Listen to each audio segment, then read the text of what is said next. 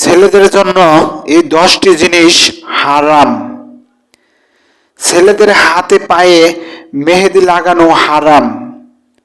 নিরেট এক কালারের লাল ও হলুদ রঙের কাপড় পরিধান করা, ফ্যাশনের জন্য নাক কান ফোড়া করানো,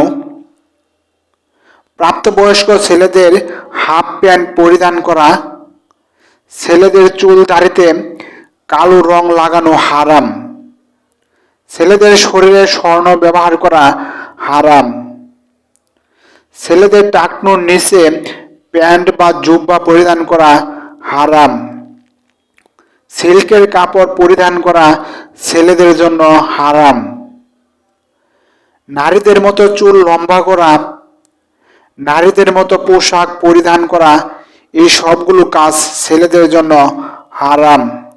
সবাইকে আন্তরিক ধন্যবাদ। ভালো থাকবেন, সুস্থ থাকবেন।